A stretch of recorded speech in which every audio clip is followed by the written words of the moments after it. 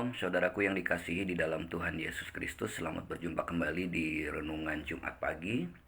Jumat hari ini kita bersyukur oleh karena anugerah Tuhan. Mari kita tundukkan kepala bersama-sama.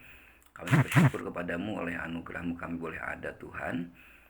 Di hari ini Jumat 5 Mei 2023. Kami mau belajar firman-Mu, urapi kami, beri kami hati yang siap ditaburi benih firman Tuhan.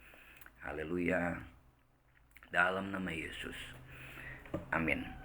Saudara yang kasih dalam Tuhan, Tuhan Yesus di dalam menceritakan tentang, menggambarkan tentang kehidupan kekristenan, seringkali digambarkan sebagai benih ya. Dalam menggambarkan bagaimana hubungan kita, pertumbuhan kita ya, ada perumpamaan benih yang ditanam, benih yang ditabur. Nah, saudara, mengapa diumpamakan sebagai benih? Karena saudara perhatikan di sini, benih itu selalu berbicara tentang kehidupan. Dan saya sangat percaya bahwa kehidupan kekristenan bukan kehidupan yang mati, bukan kehidupan yang stagnan, tetapi sebuah kehidupan yang memiliki makna tentang betul-betul hidup, bukan hanya tentang bios, bukan hanya tentang suhe, tetapi juga tentang kehidupan yang kekal.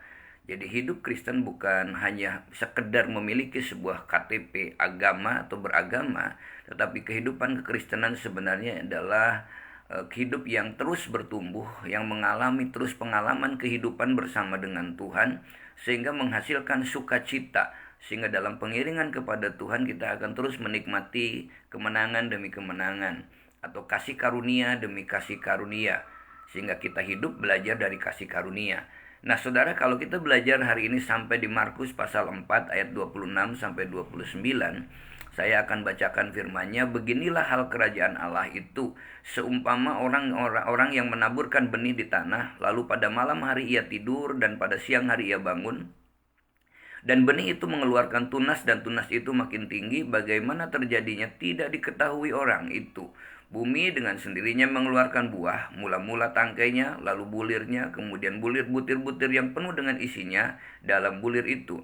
Apabila buah itu sudah cukup masak, orang itu segera menyabit sebab musim menuai sudah tiba. Nah, dari kisah ini kita akan melihat beberapa hal, saudara, tentang kehidupan kita yang digambarkan dalam iman kekristenan itu sebagai benih. Yang pertama, saudara, kalau tadi benih itu ditanam, tinggal tidur, lalu prosesnya bertumbuh. Jadi kalau kita belajar dari ayat-ayat ini, ketika kita memaknai hidup, sesungguhnya hidup itu adalah sebuah proses ya.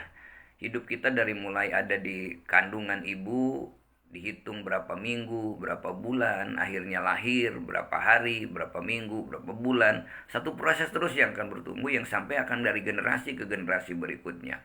Nah, dari ayat-ayat ini kita ingin menjelaskan, saudara, bahwa kehidupan itu sesungguhnya tidak instan ya. Mungkin kadangkala kita berdoa sekarang, ingin mendapatkan sesuatu sekarang, dan percaya Tuhan sanggup, dan kita yakin bahwa tidak ada yang mustahil bagi Tuhan, dan tidak ada yang mustahil bagi orang yang percaya kepada Tuhan. Nah, saudara, tetapi di sini, saudara, maka kita tidak langsung saja seperti sulap ya. Tetapi ada satu proses. Yesus sedang mengajarkan bahwa kenapa proses-proses kehidupan itu Allah izinkan di dalam hidup kita, supaya melalui proses itu sebenarnya kita sedang dididik, kita sedang dilatih, kita sedang disempurnakan oleh Tuhan, dan melalui proses itu kita sedang diperbaharui oleh Tuhan untuk semakin mengenal Tuhan, semakin mengasihi Tuhan, semakin dewasa, semakin cinta Tuhan yang luar biasa. Jadi kalau kita sedang diproses, kita jangan protes kepada proses itu. Jadi kalau doa kita belum dijawab, ya tetaplah berdoa. Ya, saudara, maka kita digambarkan seperti benih itu tadi. Kalau sudah kita tanam, kita tidak bisa besok langsung menghasilkan buah. Ya ditanam kayak di film-film kartun saja langsung, tidak. Tapi harus ada penantian, ada kesabaran, ada pemeliharaan. Mungkin ada waktu menyiram, memupuk, merawat. Tapi kalau semuanya itu dilakukan dengan baik, pasti hasilnya akan menjadi jelas. Ya, saudara, ini satu proses. Orang nanam padi yang di sawah aja pasti ada proses untuk menghasilkannya. Jadi mari kita mau belajar bersama-sama dalam pergumulan-pergumulan apapun, baik dalam keluarga, dalam proses-proses penantian-penantian doa kita. Mari kita bersama-sama untuk tetap komitmen, tetap setia bahwa positif terus terhadap Tuhan. Bahwa di dalam kehidupan kita mau belajar, jangan bicara, oh sudah sekian lama. Tapi marilah kita berbicara bahwa puji Tuhan, sampai di sini Tuhan sudah menolong. Nah, saudara dikasih dalam Tuhan, jadi kalau kita gagal, kita belum tentu gagal. Karena bagi kita orang yang percaya, sebenarnya kegagalan itu hanya satu keberhasilan yang tertunda bagi orang yang tidak pernah menyerah, yang terus berjuang. Tapi bagi orang yang menyerah, kegagalan itu adalah keberhasilan yang tidak pernah ada. Nah, berikutnya saudara, dalam ayat ini kalau kita belajar dari tadi bahwa hidup itu adalah sebuah proses.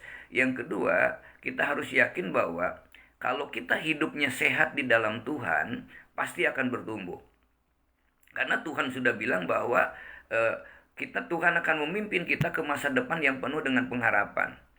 Dan kalau kita belajar pohon saja, kalau yang namanya mungkin pupuknya kurang bagus, ya tidak sehat pasti. Ada mungkin penyakitnya. Bahkan ketika pohon yang berbuah pun, pohon yang sudah besar tetapi tidak berbuah, Yesus katakan dalam perumpamannya, biarkan, izinkan 1 tahun lagi saja, dia akan mencangkul, membersihkan batu-batunya, lalu memberi pupuk.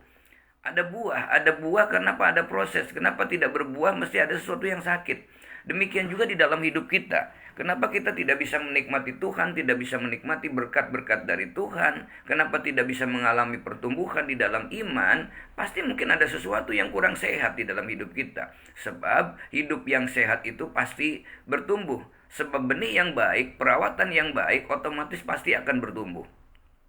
Nah, saudara, demikian juga kehidupan kekristenan. Kalau kita memiliki hati yang bersih, lalu firman kita dengar dengan baik, kita merenungkan firman, lalu kita melangkah dengan benar sesuai dengan firman Tuhan, maka hidup kekristenan kita pasti adalah menjadi hidup kekristenan yang terus bertumbuh, ya. Jadi, maka kita mau belajar sebagai hamba Tuhan, saya ingin menegaskan kepada kita bahwa ketika kita tidak bertumbuh, atau maka tegaskan berarti ketika kita tidak bisa jadi bertahun-tahun jadi orang Kristen, lalu kemudian hidupnya tetap jadi orang munafik, tetap jadi orang pemarah, tetap yang tidak pernah berubah. Saudara, jangan salahkan Tuhannya. Karena pasti ada penyakit-penyakit yang dalam hidup kita yang membuat kita tidak sehat, sehingga kita tidak bisa bertumbuh di dalam kekristenan.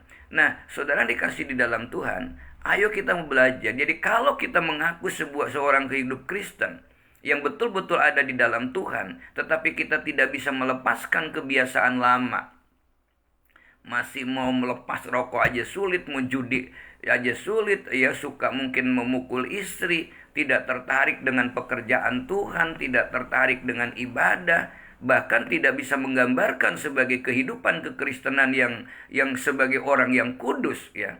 Di gereja memang rajin, tetapi sukanya mungkin mengkritik hamba Tuhan, memprotes kebijakan. Saudara, mari kita belajar bahwa kita boleh juga mengkritik hamba Tuhan, ya. Tidak ada masalah, bukan tapi memberikan satu masukan. Tapi saudara yang kasih dalam Tuhan, dan yang hebat ini, dan kalau kita tidak bisa berubah di dalam kehidupan kita, mari saatnya bahwa untuk kita kembali bahwa ayo kita melihat ke dalam kehidupan kita. Sudahkah kita menjadi berproses bersama dengan firman Tuhan? Saudara yang dikasih dalam Tuhan, kata firman Tuhan, kita harus berubah melalui pembaharuan budimu. Pola pikir kita yang dirubah, paradigma kita yang berubah, yang tadinya diatur oleh keinginan mata, keinginan daging, keangkuhan hidup, sekarang kita diatur oleh firman Tuhan yang selalu ingin mempermuliakan nama Tuhan. Sehingga Paulus menyebutnya, hidupku bukannya aku lagi, tetapi Kristus yang hidup di dalam aku. Yang ketiga, kita belajar dari ayat ini, kemudian kata firman Tuhan akhirnya berbuah. Jadi hasil kehidupan ini sebenarnya sangat tergantung dari apa yang kita tanam. Kita ingin menghasilkan padi 1 ton. Tidak mungkin kita menanam padi hanya sekedar 50 meter saja. Nah, saudara, suatu kali adik saya menanam singkong yang jumlahnya hanya 600 pohon saja. 600 pohon tapi ingin menghasilkan yang banyak. Ternyata dia mengelolanya adalah mengawinkan singkong yang yang enak, singkong mentega lalu atasnya singkong karet ya. Ditanamnya 2,5 meter jaraknya satu dengan yang lainnya. Dikubur hanya sekitar 0,5 meter lalu tanahnya terus dinaikin seturut dengan pertumbuhan ubinya. Nah saudara, karena dirawat dengan baik, ditanam dengan baik, dipelihara dengan baik, dengan teknik yang baik, maka dari 600 pohon singkong itu menghasilkan lebih dari 23 ton singkong hanya dalam jangka waktu ya, jangka luas tanam kebun sekitar 1.400 sampai 1.500 meter persegi. Nah, saudara, jadi kalau saya perhatikan di situ ternyata ya ketika bukan hanya singkong yang didapatkan, bunga dari bunga singkongnya bisa dijual untuk pecel, lalu kemudian juga daunnya juga bisa dijual juga. Ternyata dari situ, dan belum lagi di bawahnya adalah menjadi tempat berteduh yang sangat nyaman. Jadi saudara, dari ayat ini kita belajar yang ketiga adalah apa yang kita tuai sesungguhnya tergantung dari apa yang kita tanam. Ya, kita menabur, kita bisa menuai. Mungkin kita bisa menabur buat kita sekarang, yang bisa menuai adalah cucu kita yang akan datang. Seperti kita menanam pohon kelapa hari ini di usia saya yang sudah 58 ini, esok mau masuk ke 59. Malah hari ini saya menanam pohon kelapa yang menghasilkan menikmati buahnya belum tentu saya. Karena masa suburnya adalah 30, 40 tahun atau 20 tahun, 10 tahun yang akan datang. Kalau kita menanam pohon jati hari ini, maka yang menuai belum tentu kita.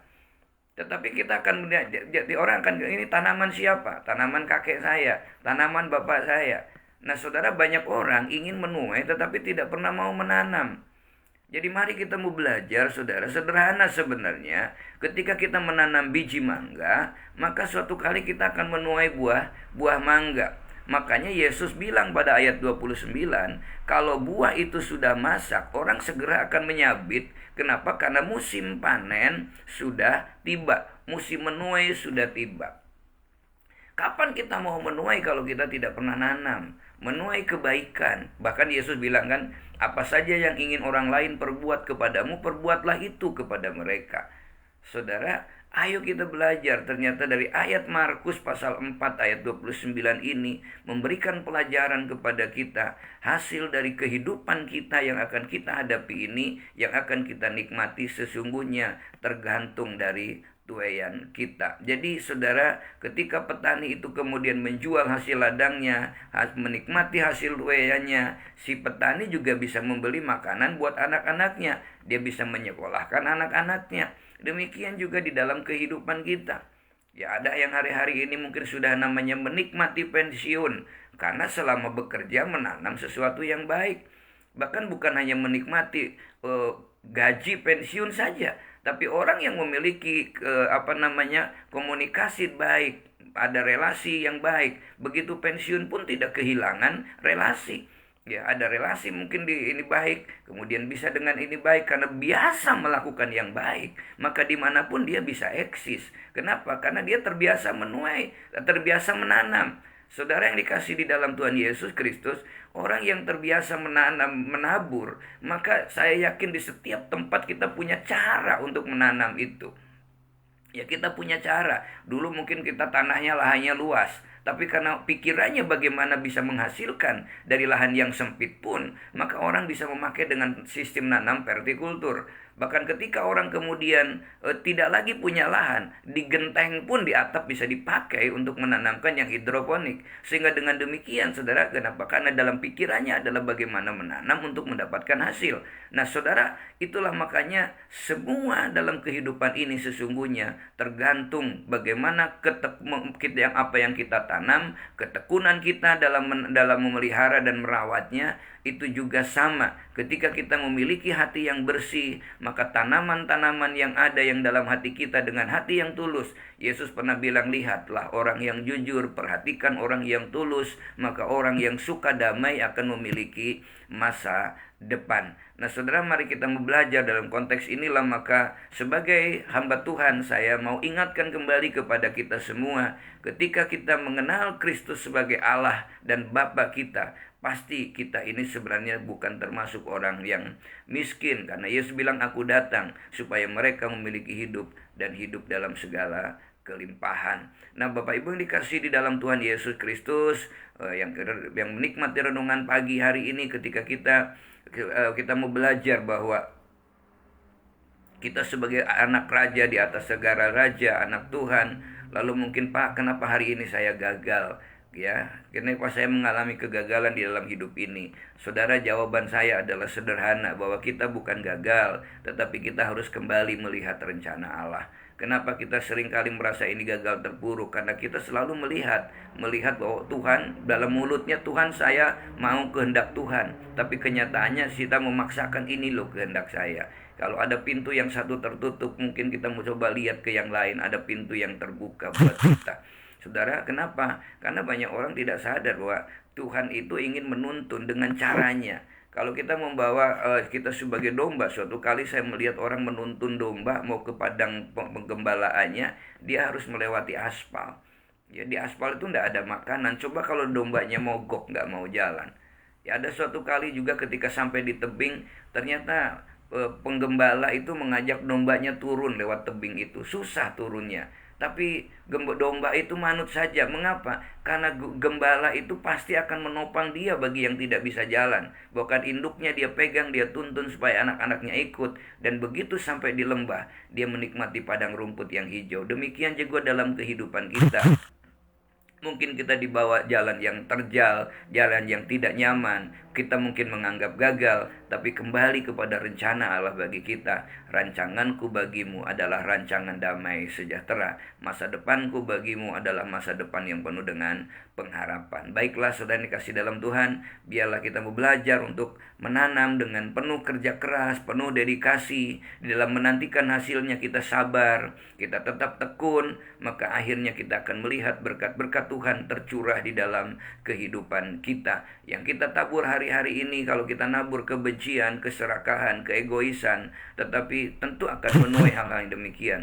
Tapi ketika kita menabur sebuah kebaikan, saudara, maka kita juga akan menikmati kebaikan dari Tuhan. Karena Yesus katakan, apa yang dia tabur, itulah juga yang akan dia tuai. Bahkan ukuran yang diukurkan kepada mereka akan diukurkan kepadamu juga dengan kekuatan yang dengan bahkan lebih dari itu. Itu bukan hanya bicara tentang sesuatu yang jahat, tapi saya yakin tentang sesuatu yang baik pun Tuhan akan nyatakan itu. Dia sumber berkat kita, dia tidak pernah meninggalkan kita, dia selalu pelihara kita. Selamat mempersiapkan